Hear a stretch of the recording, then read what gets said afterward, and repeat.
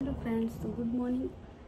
सुबह हो गई है, तैयार व्यार हो गई हूँ मैं सो के उठ के। तो अभी जो है आज है बृहस्पतिवार, इसलिए मैंने पीला ड्रेस वेयरिंग किया है। आप लोग बृहस्पतिवार को पीला पहनते हैं कि नहीं तो बताइएगा। मैं बृहस्पतिवार का पीला पहनती हूँ, इसलिए भी रीज़न है क्योंकि मैं एक तो व्रत रहती हूँ, बृहस्पति का नहीं रहती, प्रदोष का व्रत है, तो इसलिए भी पीला पहन लूँ। लेकिन अगर व्रत नहीं भी होता तो भी मैं पीला ही पहनती हूँ क्योंकि बृहस्पतिवार की मैं पूजा वूजा करती हूँ थोड़ा सा, तो मैं बृहस्पति देव की, इसलिए मैं पीला पहनती हूँ। और पीला पहनना भी चाहिए, पीला पहनना चाहिए और हल्दी का तिलक लगाना चाहिए जो कि अच्छा होता है। पता है हमारे यहाँ ना 8 साढ़े 8 बजे के बाद से इतनी बारिश हो रही है, इतनी बारिश हो रही है कि क्या बताएं। आपके यहाँ हो रही है कि नहीं, आप लोग कमेंट करके बताइएगा। 8:30 बजे के बाद से मतलब अभी तो मुझे डर लग रहा है कि मैं मंदिर जा पाऊँगी या नहीं जा पाऊँगी। बहुत ज़्यादा बारिश यहाँ पर हो रही है। बाहर देखा मैंने कहा अरे, मैं सुबह जब उठी बारिश बिल्कुल नहीं थी। मैं गई हूँ अपना काम वाम की हूँ जो थोड़ा सा घर का था, फिर मैं आई देखा बारिश। सुबह लग रहा था कि बारिश का मौसम है, मुझे लगा था कहीं आसपास बारिश हुई होगी या यहाँ पे रात में हुई होगी, लेकिन मुझे थोड़ी पता था कि सुबह ही हो जाएगी और इतनी ज़्यादा बारिश हो जाएगी। और एक तो सबसे बड़ी टेंशन की बात है, आज हमारे यहाँ पूजा है। खैर सारा सामान आ गया है, सारी चीज़ें इकट्ठा हो गई हैं। शाम के टाइम में संध्या में पूजा है। ये कहिए कि सुबह के टाइम पूजा नहीं की, नहीं तो पंडित जी तो आ ही नहीं पाते, और पंडित जी नहीं आ पाते तो पूजा कैसे होती। इसलिए थोड़ा सा लेकिन रिलैक्स है दिमाग, लेकिन थोड़ा सा तो डर रहता है कि अगर बारिश नहीं बंद हुई तो, इसलिए ठीक है। ये देखिए नीचे आंधी तूफान काफ़ी आया था, पर मौसम अच्छा हो जाता है। जब आंधी तूफान वो आता है तो मौसम तो अच्छा हो जाता है, पर थोड़ा सा दिक्कत तो होती ही है। तो ये देखिए इस कुछ लोग पूजा करने भी गए थे। आज पूजा करने में भी थोड़ा लग रहा था कि जा पाएंगे कि नहीं। तो ये देखिए हमारे यहाँ कॉलोनी में बारिश हो रही, पर बच्चे बड़े खुश हो गए थे। देखिए खेल रहे हैं, एकदम कूद रहे हैं सारे बच्चे नीचे। तो वही हम देख रहे थे, हमने ऊपर से देख रहे थे तो अच्छा लग रहा था। चलिए बारिश बंद हो गई है तो हम अपने प्रदोष की कथा भी शुरू कर देते हैं। तो मैंने फिर इसके बाद पूजा पाठ करना शुरू कर दिया। मैंने आज गुरु प्रदोष था तो इसलिए उसी का कथा वगैरह सुनी है। तो चलिए आगे कथा सुनते हैं। प्रदोष विधि। गुरुवार को बृहस्पति देव, बोलो बृहस्पति, बोलो प्रदोष, शिव शंकर की जय, बोलो शिव पार्वती की जय।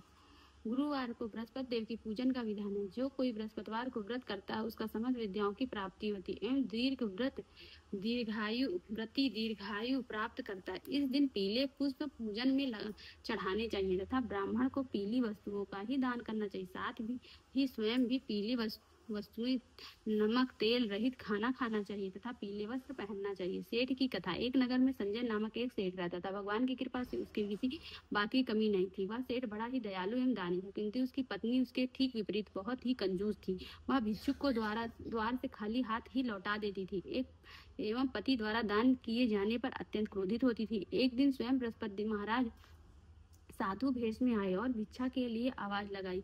उस समय सेठानी अपना घर लीप रही थी। अंततः उसने कहा कि महाराज, मैं इस समय काम में व्यस्त हूँ, आप खाली समय में आवे ताकि आपको भिक्षा दे पाऊँ।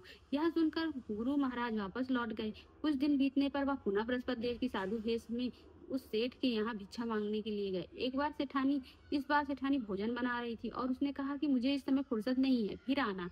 यह सुनकर पुनः वापस लौट गए। कुछ समय पश्चात पुनः गुरु महाराज सेठ के घर गए, किंतु सेठानी ने कहा मैं खाली नहीं हूँ का बहाना करके पुनः लौटाना चाहा। साधु महाराज बोले, इस प्रकार तो तुम्हें दान एवं भिक्षा देने के लिए कभी समय मिलेगा ही नहीं। अतः क्या तुम एक दम खाली हो जाने का पर ही भिक्षा दोगी? साधु की यह बात सुनकर उस सेठानी ने कहा हाँ महाराज, मैं खाली होने पर ही भिक्षा दे पाऊंगी। यह सुनकर साधु रूप में बृहस्पति महाराज ने कहा कि तुमको एक उपाय बताता हूँ जिसके करने से तुम अवश्य ही पूर्णतः खाली हो जाओगी। बृहस्पतिवार को कुछ दिन चढ़ जाने के बाद सोकर उठो तथा घर पर झाड़ू लगाकर कूड़े को बीच आंगन में ही लगा दो। चौका ना लगाओ और भोजन बनाकर चूल्हे के पीछे रख दो। घर में कोई भी पीली वस्तु न खाएं और पीले वस्त्र भी न पहने। घर के लोग बृहस्पति को बाल अवश्य बनवाएं तथा जब अधिक रात हो जाए तब दीपक जलाना। इस प्रकार तुम शीघ्र ही खाली हो जाओगे। ऐसा कर साधु रूपी बृहस्पति भगवान वहां से थोड़ी देर दूर चलकर दरध्यान हो गए। सेठानी भी साधु द्वारा बताए हुए कथन के अनुसार अपने कार्य को करने आरंभ कर दिए। कुछ दिनों में उसके सब धन धान का नाश हो गया और वह भोजन तक को तरसने लगी, किंतु अब सेठानी को पूर्ण अवकाश था। कुछ दिन बीतने पर बृहस्पति महाराज पुनः उस सेठानी के घर भिक्षा के वास्ते गए। सेठानी साधु को पहचान कर बोली कि इस समय मेरे पास कुछ नहीं है, मैं आपको क्या दे सकती हूँ। यह सुनकर साधु महाराज बोले कि अब तो तुम्हें हर समय अवकाश है, अब तो तुम कुछ ना कुछ हमें देना चाहिए, तुम्हें कुछ ना कुछ तो मुझे देना चाहिए। साधु महाराज की यह बात सुनकर सेठानी ने पहले की हुई गलतियों के लिए क्षमा मांगी और कहा कि आप मेरे ऊपर दया करके ऐसा कोई उपाय बताने की कृपा करें कि जिससे हमें धन धान्य पुनः प्राप्त हो जाए। अब मैं कभी किसी को खाली हाथ नहीं लौटाऊंगी और आप जिस प्रकार भी कहेंगे मैं आपका कहना मानूंगी। सेठानी की इस प्रकार की बातें सुनकर साधु महाराज ने कहा कि अब तुम अपने नियमों में परिवर्तन करो। प्रातः काल जल्दी उठो, घर को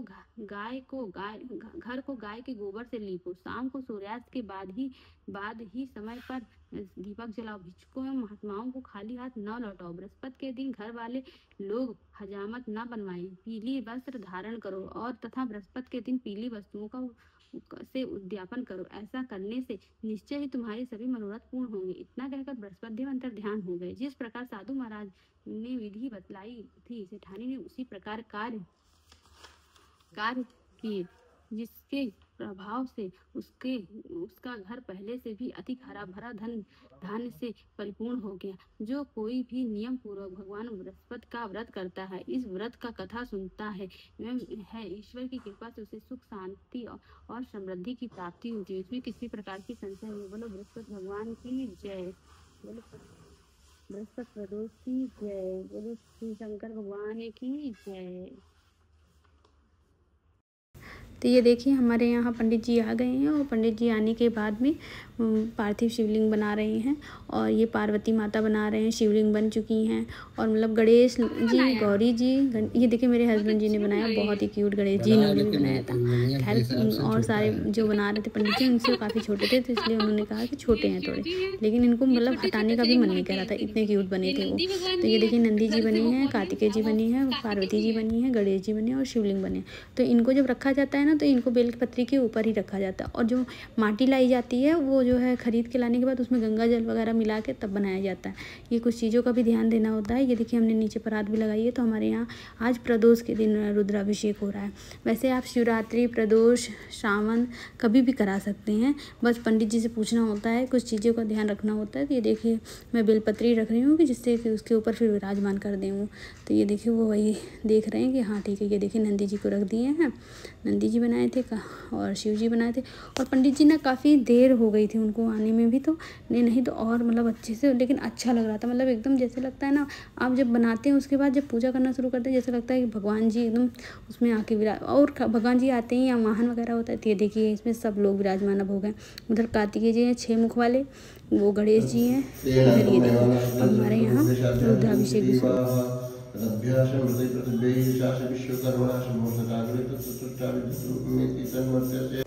अगर आपको मेरा वीडियो अच्छा लगा तो लाइक, शेयर एंड सब्सक्राइब करिए।